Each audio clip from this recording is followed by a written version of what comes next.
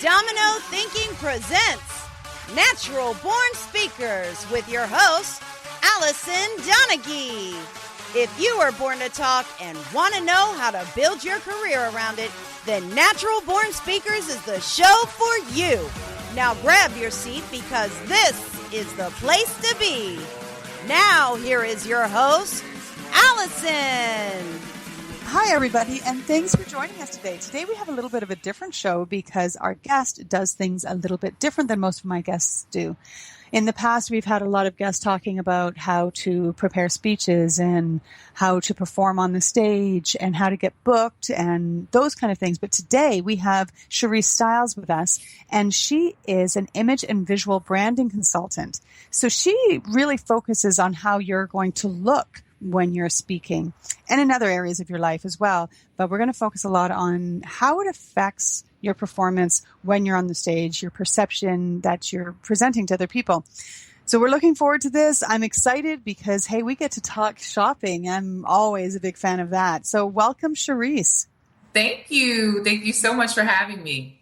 Oh, it's my pleasure. I thank you for taking the time out and being here and helping people in general become more aware of how their clothing impacts the people that they're presenting to or hanging out with or doing whatever it is that we do, because that's all part of our image. And I'm really excited about talking about that with you. Thank you. I'm excited about sharing about that. Yeah, people don't really grasp how important that is. So I love being able to teach, especially, entrepreneurs or speakers or people that are kind of walking in their purpose, and they don't really understand the power of the color and the presentation of their image and how much that affects people and how much that really gets a response from people. So I love talking about it. Well, and which is great because there's so many layers to it. Like I know over the years I've changed my look a few times and how people have responded to me so differently for each of those times. And yes, like I remember when I was 30, I shaved my head. And wow. Yes, it was a while ago, and I'd had a really bad haircut, and my hair felt horrible and fried. And I said to my boyfriend at the time, "Would you still love me if I was bald?" And he's like, "Sure." And so he called my son down, and my son got the buzzers out and shaved my head. Wow! But I was so surprised at how people treated me because of that. And, some people thought I had cancer, so there was that, but there was people who just thought I was no good because I had no hair. And I totally didn't expect that. And for me, that was such a big difference between having hair, not having hair, and the way people responded to me was so evident. Mm-hmm. But I think so many of the things that we do are so minute, those changes, that we don't necessarily see how they play out. And I'm sure you're going to give us some insight to that part of it all. So yeah, I totally can understand what you're talking about as far as, unfortunately people have their own perceptives, and we really kind of, we have our ideas of what something means. And so a bald head, I know that kind of, gives people biker chick, and she's, she's bringing about some trouble, and, or like you said, like a cancer survivor or someone who's sick. So it's amazing. And what we want to do in life is use that to our advantage, right, to get the right response, make sure that we are dressing in our whole image as a whole, or our branded style, like I like to call it, is representing us in a way, or speaking the language we want to be heard, because people are going to have their own idea from our image. Statistics say that 83% of people really create their idea of you within the first 3 seconds of meeting you. Wow. So we have 3 seconds to sell someone pretty much, because they just get a glance. So for the people in the world who really feel as though it doesn't matter what they're looking like, and they could just throw on a tee and some sweats and, or just throw their hair in a little pony, and, and it doesn't really matter. It really, really does, Mm-hmm. Now, and the other thing I feel like is so important is that it doesn't mean that you have to be this super glamorous 5-inch heel kind of wearing person in order to get any respect. It doesn't mean that at all. I think what's really important is that we dress and style ourselves to match our personality and to match our message to the world. That's the easiest way to put it, Right.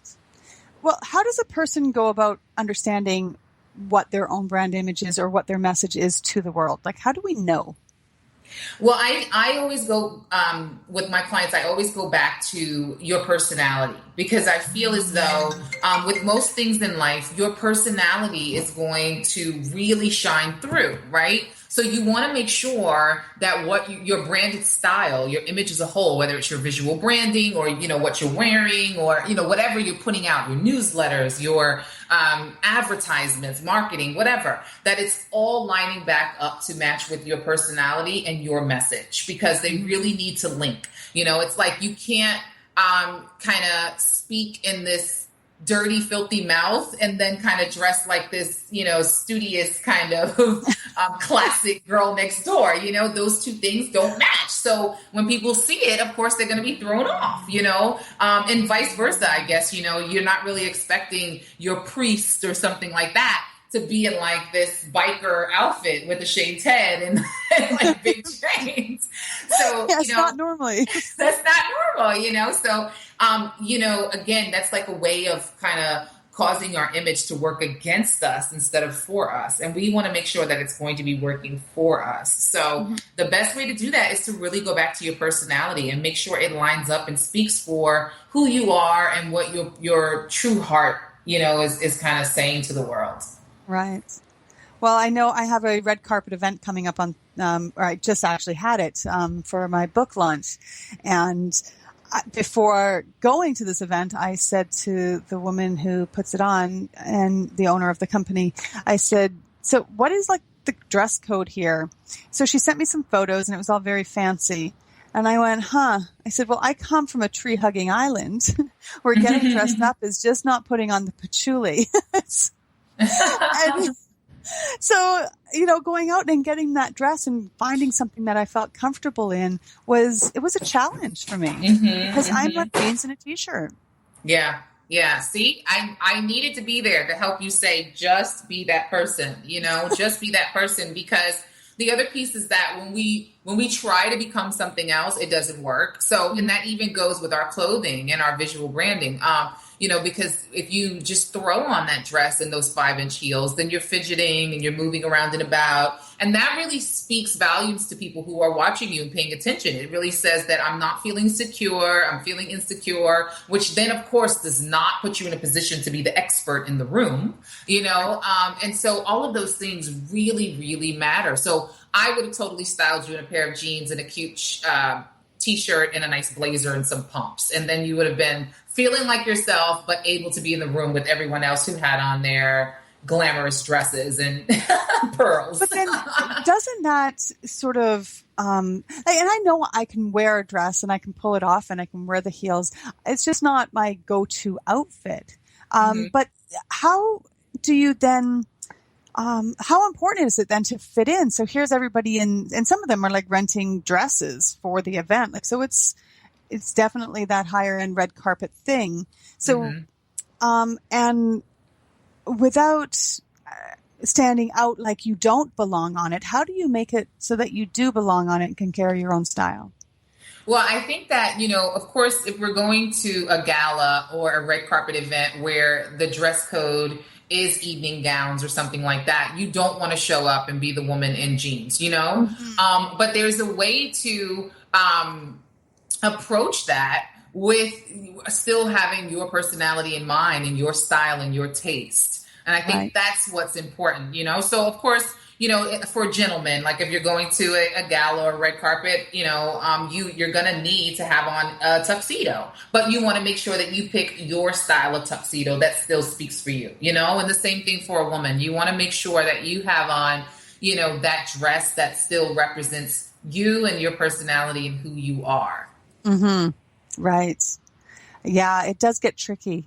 And image makes such a difference. And And I think this town that I live in sort of has this image of how like people go out like in their pajama bottoms and in their yoga pants. I see more people out there in yoga pants and pajamas than I do in anything else. And I knew a woman who owned, don't even get me started. I know. And like, and I'm like, yeah, definitely jeans and a t-shirt, but I wear Uggs. And a woman that I know owns a clothing store who I ended up buying my dress from.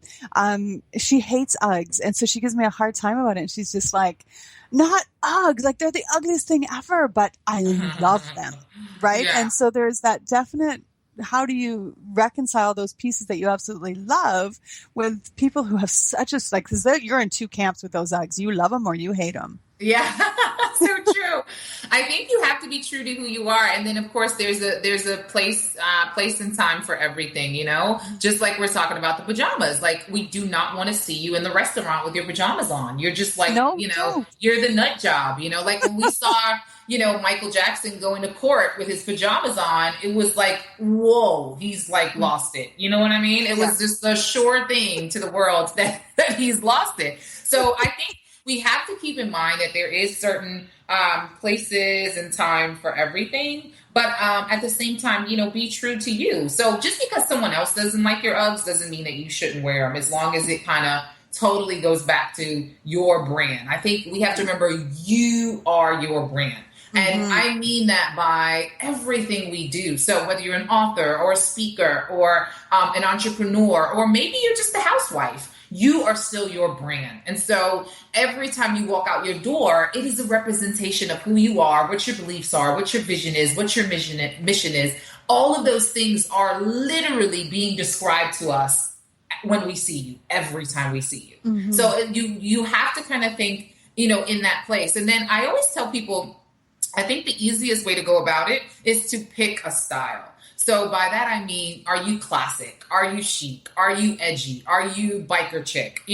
When you think of it in that way and you pick your lane, you can just line up no matter where you're going. So whether you're going to red carpet events or galas, or whether you're going to the post office, you can pick what your style is for the day going to that place, as long as you've already identified your personal style. Yeah, that makes sense. And I think when it becomes difficult, and correct me if I'm wrong, with people, is once they're outside of their comfort zone. Mm-hmm. Yeah, that was true. Like, I don't spend a lot of time on the red carpet. And so just by the nature of that's not in my wheelhouse, it was different for me being there, and interesting to see how I felt about it and how I showed up with it. And so are there some styles, though, that are just not going to translate well to those kind of places? I guess you could say yes, but I personally feel like there is a way to represent that style and stay true to that style in all areas. So, I mean, at the end of the day, like we said, you're not going to be able to wear your jeans, but see, you're not identified by jeans. You're identified by a style. So if your style is not, I'm a jean girl, that's not a style. You know what I mean? So once we identify your style, we're able to still pick up that style no matter what event you'll be going to. So I think there's always a way to translate it. Like, for a biker girl going to a red carpet event, well, she might be a little more daring. She might throw on some fishnets with a shorter dress, with a poofy bottom. You know what I mean? So there's always a way to describe it. It's always a way to describe it. So the best thing for people to do is not to identify with a thing, an item of clothing, but to identify with a personality of clothing, if that makes sense. A personal style. No, that makes way more sense. Yeah, I totally get that now, because, if I'm just talking about jeans, I don't see past jeans.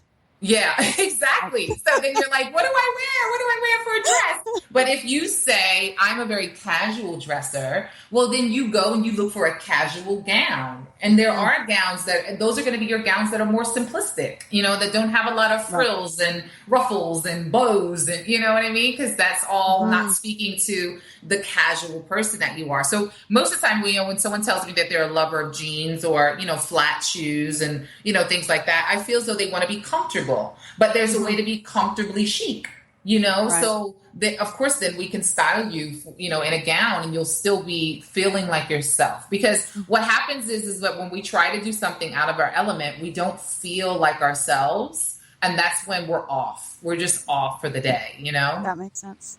I was having a conversation with a friend of mine at brunch yesterday, and we were talking about a speaking gig she has coming up, and she always has this conversation with herself before the event, whether she should wear heels or flats. That's and in amazing. her head, she believes that the heels make her look more professional, but her neuropathy tells her she should be wearing her flats. I like that.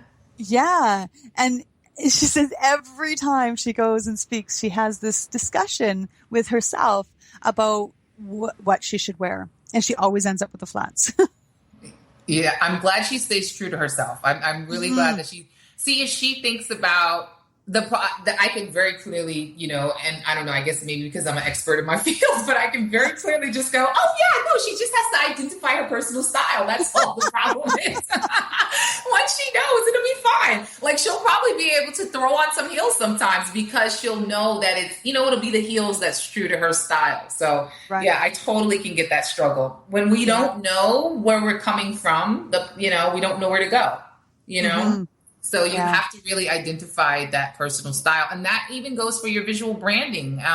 You know, as a store owner or entrepreneur or whatever it is that you do, you know, a radio host, you still have a visual brand. And so your visual brand needs to go back to your personality and your personal style and who you are. Because if not, then when we see you, it's not going to be cohesive and it's not going to make sense. Right.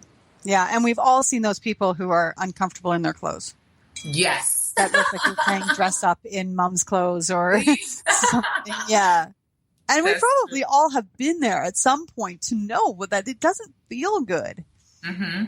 Oh, yeah. Well, maybe Absolutely. Not you, but the rest of the planet probably. I totally have. That's why I know better. I'm like, nope, not doing it. Well, how much do you think trends are responsible for that? Like, because you know, you start going shopping and then you're seeing this same look everywhere and you're like, oh God, I cannot wear high-waisted pants. Like it's not going to happen.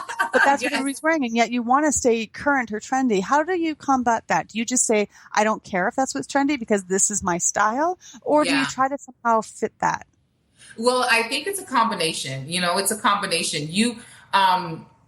You do want to say, you know, hey, that's trending and that's good for everybody who wants to be on trend. But I know that I don't like that. So there's going to be things that come along that's trending or, you know, trendy that is not your style. Like I just had a conversation with a client earlier today. She's trying chokers from the 90s are back. I don't know if you remember those. Do you know the little choker jeans? Yeah. Yes. Those are really back. And so for me, I would wear them in the 90s, but I have a really long neck. I'm a really tall woman. I'm 6 feet and I have a long neck. And so for me, chokers, you know, they kind of make my neck stand out even the more. So I am not so fond of them. They kind of remind me of the 90s. And she was saying that they remind her of the 90s too. But because they were everywhere in stores, she picked 2 up over the weekend. And so then she sent me all these pictures because she wanted to know, how the heck do I wear these and not look like I'm stuck in the 90s, you know? And so that's what a trend can do to you. You know, it can make you feel like you have to have it because everyone has it or it's everywhere. But then if it's not true to you, you may feel totally out of your element. So I think there are going to be some things that come along that you're just like, that's just not for me. You know, that's just not for me. And then there's going to be some things that you can try as long as it lines back up with your personal style. Right. Yeah, that makes sense. I know a woman and she always says, you only get to wear something once. And then if it goes out of style, you don't get to wear it again. Wow. She said, you only get to visit a style once. And I thought that was really interesting. She said, because if you were around when there was, you know, short skirts were in and then they went back out again, if they're coming back now, you're too old for that. You can't wear that. How do you? So you only get to do each of those things once, or for one period of time. Like, how do you feel about that? I don't think that really is true with everything. You know, I love the example that you gave us because I think that's so true with a miniskirt. I think it's so true. If we saw like a grandma or a mom of like teenage kids in a miniskirt, we would really wonder why is, she needs a reality check. But I think that with a lot of other things, they do come back around and you can totally wear them again. My grandmother held on to a pair of sunglasses that were like these oversized kind of bumblebee shaped sunglasses. And those are way popular now. They've been popular for the last few years. So some things are classics and they may kind of fade out, but they'll keep coming back. You kind of see those things that keep coming back, like bell bottoms. Bell bottoms was a thing of the 60s and then of the 70s. And then, it came back around in the 90s and then it came back around in the 2000s. So bell bottoms is one of those things that kind of, you have those things that go out and come back, go out and come back. So, and then you have those things that, literally go away and you never want to see them again. Or you have those things that come around every so often, kind of like we're talking about with the choker. We haven't seen the choker since early 90s. And then here we go, maybe like 10, 15 years later and it's back, Mm-hmm. Yeah. And I think it has to repeat itself to some extent because if you only can do a short skirt once in your lifetime, what else are you going to wear? So if you're only allowed to do jeans once or short skirts once or long skirts once, then yeah, you eventually just run out of style if you can't revisit. But so true. And there's nothing new under the sun, really. I mean, we can revamp things, but like, it's not going to be that different than what's already been out, like the skinny jean. There's already been an era where we had the skinny jean. We just didn't call it the skinny jean. Yes, we just changed the name and pretend it's the same. Exactly. Or pretend it's different. Maybe pretend it's different. Yeah. It's and it's amazing what we accept, right? Because if we use that language that was used before, people will correct you and say, "Oh, no, it's called this now." Yes. Oh my gosh, so true. Oh my goodness. When I was younger, we would eat cooked onions, and so now they're called caramelized. So if you're in a restaurant here in the States, and you order, you're like, and then throw the cooked onions on there. They're like, excuse me? You mean caramelized? It's like, well, if you know what I mean, then I mean cooked onions. That's right. But, right. You're wanting a tip. Just give me some cooked onions. Right. Yeah. It is, it's interesting. And that happens across the board. Like it happens with, the political words that we use and what we can use, what we can't use. So it only stands to reason that we would do them with cooking and with fashion and all those other things. Absolutely. We see it in all genres, just like you said. My son came home. I have a 4-year-old son and he came home and was like, I want to stick crisscross applesauce. And I was like, what? I didn't know what he was talking about.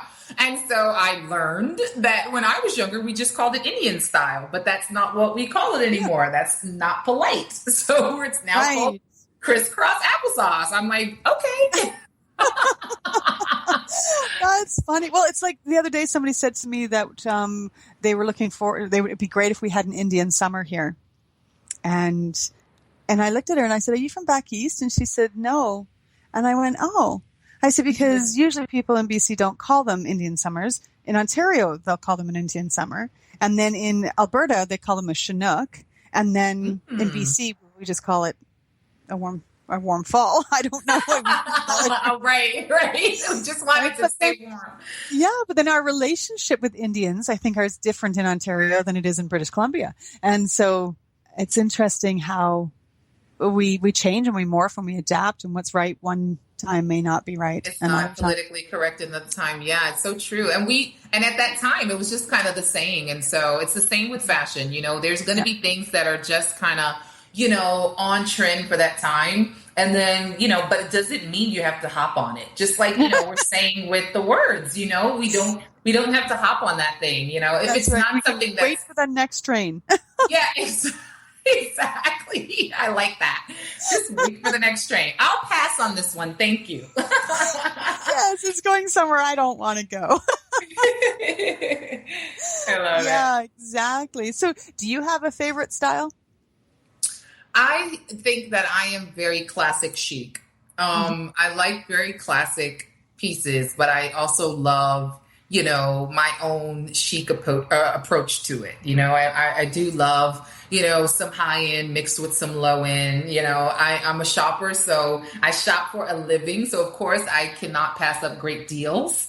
Right. And so that happens whether I'm seeing a low end product or a high end product. I see the opportunity and I want to hop to it. So my personal style for me is a very classic chic kind of style, but I love styling women in all kinds of styles, just really learning how to match that style up with your personality is so awesome. Yeah. Yeah, it does. And the importance of finding what works for your client is so huge, so that we don't all walk around looking like little mini Sharices.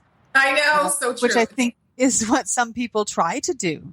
Yes. I was going to say, thank God I don't do that. I'm very much, I'm so on it to be like, digging into you. And I get it from a lot of clients where they're just like, wow, you really dig deep for a stylist. And I'm like, well, I mean, yeah, but I think because I work with entrepreneurs, mainly female entrepreneurs, I am worried about making sure that their clientele receives them well and really gets to see the true them, because I know that your image does that, because otherwise it will literally turn people away. So for me to make you look like me is not going to work for you, because I can get you your clients, so I do hate to see that some stylists are just like, yeah, I'm going to buy this coat for me and I'm going to get 7 more for 7 of my clients. Yeah. And that speaks volumes to how serious you take what it is that you do, because there's a difference, I think, in a business who thinks about it just from their own perspective. But what you're telling me you're doing is you're definitely seeing it from your customers' needs. And that's huge. I think people underestimate the importance of that, but that is huge. Yeah. I think I would want someone to approach me in that manner, and to respect my individuality. And I think when you're talking about clothing and style and, a branded style for your business, it is so important that you work with someone that is going to tap into your individuality. Otherwise, you'll be miserable. And honestly, it's so powerful. I mean, the power of colors, the power of what people see, is so powerful. And so you really want to make sure that it's working in your advantage and not against you. It's really, really important. Right. Yeah, that makes a lot of sense. And so thank you for not dressing all the women of the world in horrible outfits. I appreciate that. Thank you. You are so welcome. I pride myself in doing so. I think we could probably use your help here on our little island. I had a guy that I was dating. He lived in Alberta and he used to fly in to Vancouver and then wait for the plane to come over to the island. And he wouldn't check his gate number. He would just walk around, because they were always sort of in the same area, and he would walk around and find the most unattractively dressed people and know that that's where I lived. Oh my goodness, that is hilarious. I know that's where it was going to your city, because, well, that's how everybody dresses in your city. And so that was his image of what my city was, is underdressed, not caring about what you're looking like. Nobody's hair is done. Nobody's makeup's done. And of course, that's not the case. Like, we're not just a whole bunch of, ugly, poorly dressed people here. But that was his perception, and he actually acted on it. Wow. Every time he came by. That's how he defined the gate he was supposed to go to. That is really interesting. Oh my goodness. Yeah. And then we were, a friend of mine, I was telling her this, we were on the ferry. So there's a ferry that goes back and forth across the strait from Vancouver to the island here. And I was telling her about it, and she's like, that's not true. And I went, are you sure? Like, I haven't tested it, but let's walk around this ferry and see if we can find a 7 out of 10, just a 7 out of 10. And we walked around, and it was really, really hard. And granted, people are traveling and people don't dress their best when they travel a lot of times. Right. And then I looked at her and I went, honey, I don't even think you're a 7. Oh my God, I love it. And she goes, yeah, I'm not sure you are either.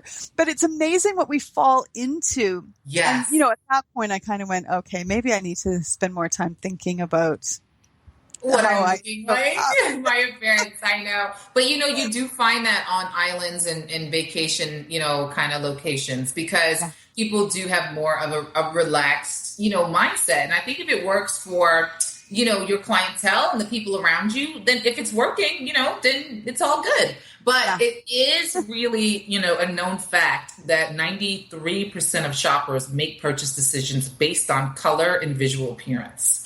So, I mean, for those people amongst you who might be an entrepreneur and trying to sell themselves, whether it's as a speaker or an author or whatever, if they do kind of step into a branded style that's kind of repeated, they may see a major change. They may become the most popular on the island. Yeah. Well, a woman I know owns a clothing store. She's now since shut it down, but she said to me she was always dressed to the nines. Like, she always looked amazing, always had her hair done, always had the lipstick on. Like, she always looked really, really great. And she used to get a lot of flack, she told me, about that. And people would say, "You're in Nanaimo." And she'd say, "I don't care. This is how I want to dress. This is how I'm comfortable. And if I can bring a little bit of style to the room that I am in, I'm going to do it." Absolutely. And I love that. And that's all you have to do is be true to yourself. I was very much the same. I used to go to a church where everyone dressed really relaxed. I mean, they'd come in sweats and whatever. And, sometimes I would fancy myself up and just put on like a cute skirt. I mean, for me, it was like, this is even really my fancy clothing. And I would always get the same question like week after week. "So where are you going after this? Do you have somewhere important to go to today?" I'm like, "I'm coming here. I am coming here. And I'm seeing you. And so I'm going to look my best." So Well, that brings up a really good thing, though. Like, it used to be really clear. When you would go to church, you'd wear your Sunday best, right? And when you came home from school, you took off your school clothes and you put on your casual clothes. And there was much stricter guidelines about how we were supposed to show up. And now, not so much. How do you think that confuses the issue of image? I don't know. I kind of think that it just, if it works, then it works. I mean, as for some people, they still show up to, those locations as fabulous and fancy as they want to. I was just talking with a woman the other day and she's like, "I was raised, wearing my stockings and my dresses going to church. And that's just what I'm going to always do. You're not going to catch me going to church, in some jeans." And of course, while she was talking to me, I had on a t-shirt, some jeans and a blazer. So I was like, she's like, "Oh, no offense." I was like, "None taken." Like, I totally get what you're saying. We kind of just go by what we're used to. And I think it goes back to being true to yourself. And that's why it's a personal brand, and it's a personal branded style, because you have to go with what's right for you. For some people, they just cannot pull it off. They cannot think about going to church in some jeans or like without their stockings, and so that totally works. Just like, some kids, they're not going to go to school in like their play clothes. You know what I mean? So I don't think it really takes away from fashion. I think it adds to fashion because it adds to your individual style and what works for you. And then it speaks to your personality, and helps us know you better. Right. So with this, for lack of a better word, breakdown of social styles or social dressing, do you think there's been a lost art of dressing? Like, we have sort of forgotten what it's like to pay attention to this sort of thing? Or do you think that's still alive and well? I think that's still alive. I mean, I think there's pros and cons to it, like with anything. I think, even with work nowadays, it's not, my husband has an issue of the fact that we lived in New York. That's where we were. And we're now living in the South. And so he's so used to wearing a business suit and a tie and everything like that. And like down here, they don't do that. And so for him, it's like, he feels so crazy. Like, he feels like it makes people lazy and not work. And I think that, honestly, there was, some research that went behind that. And that is why they made people dress up, because you dress professionally. So you thought professionally. So you showed up as a professional, and that's mind, body, and spirit.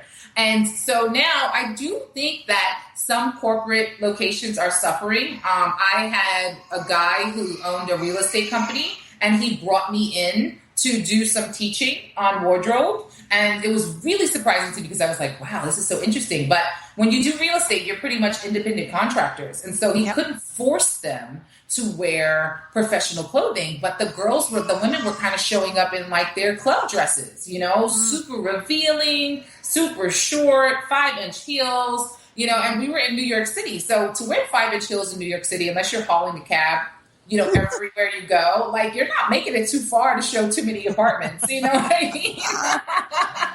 So I really went in there and I was as politically correct as possible. And I went over some dress code and what works and what doesn't. But I really felt bad for him because I totally got what he was saying. He was like, I know I can't tell them what they have to wear, but I was just not prepared for them to show up and with their boobs spilling over. So, right. There is. Go ahead. Sorry. So there is a place and a time for everything, I feel, with clothing. So then thinking about that, the revealing clothing, because it definitely gives off an image, right? And I'm always really torn between that. When I see a young girl out there with really revealing clothes, and then I wonder what's going to happen. And I know that her clothing should not determine a man's decision to assault her. Right. She is not Very responsible true. for his choice. But at the same time, when the clothing that we're wearing gives off an image, what responsibility do we have there? Whether it's an image to our client, whether it's an image to the opposite sex, whether it's an image to our boss or our coworkers or anything like that. How do we walk that tightrope? Because it would be nice to be in an enlightened society that we could walk around naked if we chose to and have nothing come of it. But the reality is that we don't. We're working towards it, but we're not there yet. So how do you have an opinion on that? I know that some people, it really upsets some people, but I have to be honest in saying, that's one of the things I teach my client, no matter what setting or what your what your goal is, so to speak, we have to realize that our clothing speaks for us and our appearance speaks for us. And what we wear says a lot about us. And again, with the super revealing clothing, it doesn't mean that it's telling some guy that he has permission to come do anything, but it does send a certain message. And so I think that, I like to totally flip this conversation to show people how important, it just really proves the point of how important your image is and how much your image speaks for you. Because the difference between a woman who does wear very revealing clothes and someone who doesn't, she is going to get completely different interaction and response from people than someone else. And that goes for men and women. Because women are going to also think of them as, a certain type of girl and who wants a certain type of thing and, all of those kinds of things, And unfortunately, to be honest, because sometimes I dig into some body shaming and some, background stuff with clients, a lot of women who feel like they have to wear revealing clothing, it's usually coming from someplace. Right. It really is birthed from something. And so I think it just, it speaks volumes. I don't think that it allows anyone to do anything disrespectful. I totally think, guys who use that excuse is like, forget about it. Get control over your emotions. Just don't undo your zipper. It's that easy. Yeah, I know, right? Like, get yourself together. Oh, please don't get me started on zippers. I lived in New York City, so on the subway, it would get crazy sometimes, But but yeah, I don't think that it allows anyone to approach you any differently. But at the same time, you have to be prepared for the message you're sending. And that goes with everything. That goes from the woman who's wearing revealing clothes on the subway to the woman who is wanting clients to hire her as a lawyer for whatever, $300 an hour, whatever they charge. And they're showing up in a tennis suit and like tennis sneakers. You know what I mean? So no matter where you're at or what genre, your image is speaking for you. So and let's be real, like as a woman, if I'm approached by a guy who is dressed a certain way, I'm going to have an opinion about that person before they even open their mouth. Absolutely. Right. So it Absolutely. stands true that a woman who's dressed a certain way is going to elicit a response before she opens her mouth. And, Absolutely. and of course, it's terrible that we have to, preface this with yes, she does not deserve to be raped. Mm-hmm. I know. You know what I mean? Like, it's terrible that Yeah. we even have to have that conversation, but we do. And it's, anyway, we digress. It's sad. I know it's sad, but true. I know it's sad, but true. And so it just kind of goes back to, if you are always thinking about the fact, thinking about what you're wearing, and thinking about the message that you're sending in what you're wearing, if you just, and how do I want to be treated based on what I'm putting on my body today? Exactly. Right? And what response am I getting? Yeah. And if I want to dress revealing and go to the bar and get hit on, then if that's my intention, then yes, that's dress accordingly. But I think it's becoming aware of what it is you're trying to attract. What are you trying to attract? What are you trying to receive from that? Because you need to understand and know that you're always going to be receiving and attracting something. So use it to your advantage and get the results that you want. That is the key message right there. Your clothing is going to be doing something. So allow for it to do what you want for it to be doing. Yeah. I own a house painting company as well. And when I go, I don't do an awful lot of work in it anymore because my son is taking it over. But if I still go and do estimates, and I still go and do color consultations with people. And if I have a day that's heavy on color consultations, I will dress more girly because those clients may want that from me more. And I don't have an awful lot of opportunity to maybe throw on like a summer dress or something. Right. But if I have to do an estimate partway through that day and I show up in a skirt, the people, without a doubt, they say to me, "You don't look like a painter." Wow. And it changes how they feel about me. Isn't that amazing? As an estimator for their job. It depends on what vehicle I drive. Like, I drove an SUV, and it was secondhand. I got like for $5,000, and it was like a badass gangster type looking car. Like, it was so I love it. I love it. I would pull up to people's houses, and they would be like, "Oh, you must be making too much money." And I'm like, "What are you talking about?" Like, it was a $5,000 secondhand vehicle. But I pull up in my new Jeep, and people are like, "Oh, that's so much fun." It's way more expensive than the SUV is, but the way people perceive me when I showed up in each is totally different. Totally different. So from our car we drive to, our hairstyle, to the clothing, to the shoes, to the handbag, the jewelry, everything we do and people see visibly from us is speaking for us. Always, whether you care or not, whether you thought about it that day or not, it doesn't matter. People, the reason you get compliments or you get a negative response is because people are always looking. We have eyes. We're always looking.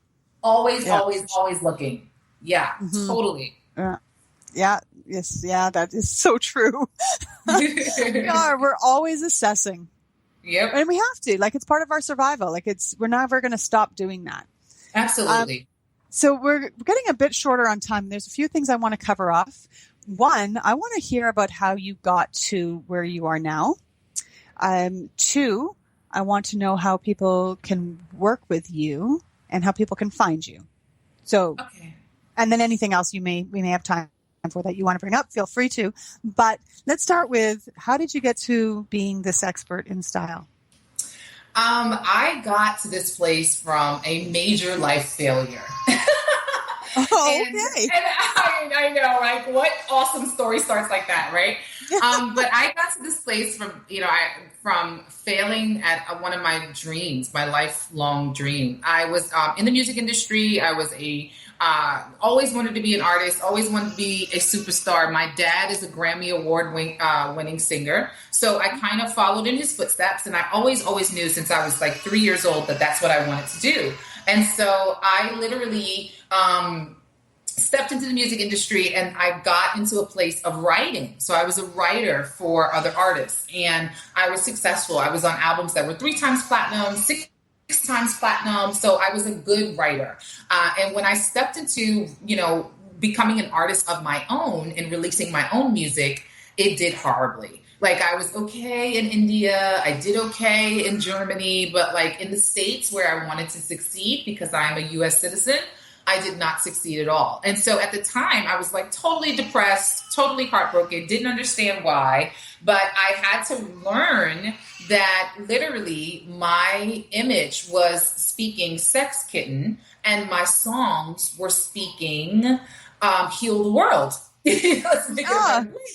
So it was not cohesive. And so it was not received because everything we do has to line up to make sense and draw in that ideal client, to draw in that client that's going to know what you do for them. And so I was sending the wrong message. I was attracting guys who wanted this sex kitten, singer girl, but the song wasn't working for them. You know what I mean? Because the songs wasn't those kind of songs. So what I did was kind of not gain the kind of fan base that I needed because people didn't know what to do with me. They kept asking, but what genre are you? And like all these crazy questions. So that led to me, always loved fashion. I always knew I wanted like a boutique, and I opened an accessory boutique. I was like, what am I going to do with the rest of my music career money? Because obviously I can't be in the music industry anymore. So I, got a boutique and I was selling accessories and I was doing really well. And people would always bring in stuff sometimes and kind of ask, what accessories goes with this look? I'm going to this event. What goes with this? I'm going here, So I started to become the businesswoman, started thinking, was like, I should incorporate some kind of styling to this place, to this thing. And so that's what I did. And I really just did it to literally make more money in my business. I was like, no way thought I would be a stylist. No way thought that. I'm a rock star. What are you talking about? I'm just doing this thing, And so I literally fell in love with it. I had a few clients and it really happened for me when I had a breast cancer survivor as a client. And I was able to ask her a few questions and tap into her personality. And that was it. I went shopping for her and came back with all of these clothes that was completely opposite of the whole list that she told me. I don't like this. I don't want that. Don't bring me this. I'll never do this. And I brought her all this stuff that was like totally outside of her list. And she looked amazing. I mean, she fell out crying as soon as I put on like one outfit. She fell out crying. And that really helped me to know that I was onto something because I was able to literally like create a style for her that she didn't even know was her, and I got email from her husband. I got an email from her kids thanking me. And it was just such a profound moment that I was like, I think I'm onto something. Let me just do this for a few more people, and then eventually bye-bye went the accessory boutique. And I've been styling now for almost 3 years. Super cool. And there's something that's really great about somebody with authority saying, here, try this. Right? Like, I know when I shop at my friend's shop in town here and she'll go, oh, you have to try this one. It'll look great on you. And I'm like, really? And I put it on and it's like, oh, and then she's like, it looks so good. And then because I trust her, I trust that, she's making the right choices for me. And that's huge. I remember working at a clothing store as well. And I would bring people things. And I was one of those salespeople that, ran around the store trying to find things for people and then saying, here, try this, try this, try this. And it was really rewarding seeing people come out and with a smile on their face saying, I never would have tried this, but so it's just, I was amateur next to you for sure. Oh, thank you. Really, because it was just me trying to do my job. I don't really think I thought about it a whole lot, but it is so important to have that sense of self. And sometimes we need to see ourselves through other people's eyes. And that sounds like what you help do. Yeah, absolutely. I think that I do help. And it's so interesting when I do work with clients who won't go with the rules and the suggestions, because I really base it off your body shape and your personality. So I'm kind of like, I'm not a know-it-all. I can definitely make mistakes, but for the most part, most of the time people aren't getting the results that they want, meaning like to look in the mirror and say, oh my God, I look amazing, because they won't go with the rules. They won't, and that's when I know you're not really ready, because that's the other thing. You have to be ready to really step into this transformation. Not everybody is ready. I know this really sounds crazy, but not everybody is in an emotional place, in a mental place where they're ready to look amazing every day. Not everybody's ready to get that attention, not everybody is like literally ready for all eyes on me, because a lot of times when everything matches up perfectly, people do kind of draw to you like, okay, hold on, who are you? You got something for me, you got something to tell me. You got something like, you're an expert. Like it literally, it draws in people. So I do realize that you have to be ready for that kind of, attention and presence in your life. Yeah. But for the most part, we all want to feel good, because when you look good, you do feel great. And that feeling, that confidence really helps us to soar. It really does. Yeah. Well, and all you need is the evidence of coming out back from a hairstylist, one you trust that does your hair well, not those ones that totally trash it. But when you look in the mirror and you're like, oh, yeah, that looks so good, right? Yeah. There's that uplifting that goes along with it. And if we were able to work with somebody like you, and achieve that on a daily basis with what we're wearing and how we're showing up, I think that's huge. Yeah, I totally. And the biggest thing I do for my clients is to make it simple. I want to make it simple. I think people have the fear that it's going to be so difficult and, oh my God, I have to know how to do all this stuff. And it's really not. Once you know your style, it's so simple. I help a lot of my clients, put together capsules if they're interested in that. Or I just help them to really craft out their branded style and what works for their body. And then they're able to just play with it and put together looks every day. So it's really simple once you own your personal style. It's really, really simple. You'll know what to put together and you'll know how to make yourself feel great. Mm-hmm. So how do people work with you? They can go to your website, CheriseStyles.com. Yes. And connect with you there. But how, what would walk me through quickly what it would be like if I phoned or sent you an email and I said, I'm stuck. What do I do? I usually do discovery calls with people because I think that you need that excitement. You need to contact me and really have that communication and know that, okay, yes, I want to do this. Let's go, So I always, even if you go to my website, you can't really click a button and just buy my service because I want to make sure you're ready. Because otherwise I'm wasting your time and you're wasting mine. So typically you go to my website, you read up on me, you see what I'm talking about, you click a discovery button, we get on a call. And then once I send you an invoice and we go through the process. So I do what I call a Style for Success call, where I literally create a visual board of looks for you. So it's a Pinterest board of looks that's a complete makeover for you. Hair, makeup, clothing, accessories, how to pair together the looks. I'm putting together looks for you to give you a whole branded style. And then I send you a recap. So after our call, after you're feeling all amazing and you're envisioning this style and understanding how it works for you, you get a Style for Success call recap, which gives you a list of all your rules and, all of the things that you need to start buying piece by piece and, things of that nature. So depending on which service, my Luxe package, of course, after that, we go through all the steps. I help you closet cleanse. So you get rid of all that old stuff that's not your branded style. So I call it getting rid of the old and making room for the new, right? A cleanse. Cleanses are usually a terrible thing. It's like, oh, I got to drink some nasty liquid. Well, this cleanse is good. We're going to clean out the old crappy clothes and we're going to make room for some nice pieces that work for you. Let's do it, So we do the closet cleanse and we do affirmations because I'm a firm believer that there's everything we want to do in our life, all of the successes in our life starts in our mindset. It all goes back to our mind. So I do an affirmation process, that goes back to the mind as well. And we affirm this new branded style. So you stick with it because a lot of times people won't stick with it. But once you get your mind on it, you're there. And then, I shop for you. So I help you, pick these looks and it's all done virtually, which is really awesome because I'm able to help people all over the world. because it's virtually done. So I've worked with women in Indonesia. I've worked with women in Zimbabwe, in Kenya, in London, and all across the States because it's virtual. So that's my little unique piece of being a stylist as well. As an image consultant, I'm able to help you no matter where you are in the world. And I either send you to local stores in your area, or you're able to purchase through links and get the pieces delivered to your home. Nice. That makes it easy, especially for busy people. Yes. Mm-hmm. And I work with highly visible women. So you're traveling, you're constantly with clients, constantly speaking, you're constantly going to book signings. I work with highly visible women, so they are busy, and it makes their life a lot easier. Mm-hmm. Yeah. Oh, well, that's terrific. So cost-wise, what are people looking at for something like this?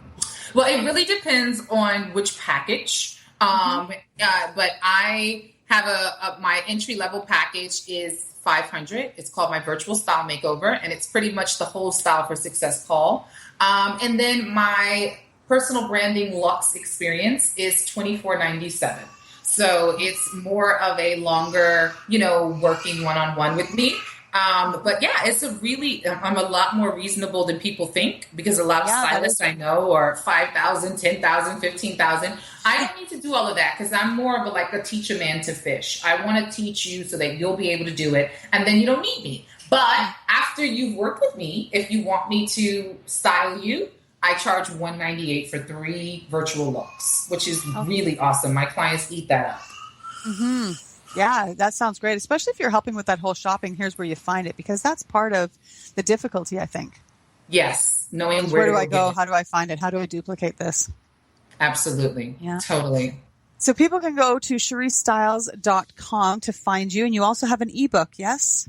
Yes, I do. I have an ebook. It's to help you with the closet cleanse. It's called How to Bring Organization to My Closet. So for $9.95, I will totally, walk you through how to have the closet of a housewife. There's one of these real housewives, that we all want to be like. So I have that ebook. I also have a really cool workshop for the women who aren't there yet and maybe can't afford my one-on-one services. I created a workshop called My 6-Figure Wardrobe, and it walks you through all of that. I'm teaching about your body shape, what silhouettes work for your body shape. I'm teaching about colors, the right colors to wear, the wrong colors, right colors for your skin tone, what colors say and mean. And then I also have a section in there where we go over how to pair these pieces, essential pieces, and how to pair them together. So it's really awesome. It's $97, and a lot of entrepreneurs just starting out just buy that until they can afford to do the one-on-one with me. Wow. Yeah. And really $100, you can easily waste that on the wrong dress. Yeah. And I've done it. So I know I'm speaking from experience here, but so where can they find your book? They can find my book on CherieStyles.com as well. I also have a blog on there where I'm constantly, putting up new articles and telling you about what's on trend and what to do and how to pair things together and the power of colors and all this wonderful stuff. So even if you stop by the website just to sign up for the newsletter so that you can be, on the list and get all the goodies, just go visit me at CherieStyles.com. Brilliant. That's so great. Well, we're out of time. I think we could have just carried on talking for ages about styles of fashion. Yes. But I want to thank you so much for taking the time out and just giving us a little bit of insight as to why we need to be thinking about these things and why it's important. So thank you so much. Thank you so much for having me. It's been an amazing conversation, and I'm really excited. If we even helped one woman, I'm thrilled. Yes. Yes. Well, and with those prices, I think you're going to help an awful lot of women. So I really encourage people to go to your website, check it all out, CherieStyles.com, and get some magic happening with who you are and how you show up. Yeah. Yeah. All right. Well, again, thank you. I appreciate it. And hopefully we'll have some contact in the future. Awesome. Thank you so much. You guys have a great day. Thanks. You too. So until next Thursday, speak up because you have something to say and I want to hear it. Thanks for hanging out with Natural Born Speakers. But don't stop now. Contact Allison with questions to be a guest or hire her as a speaker. Go to dominothinking.com. See you same place and time next week.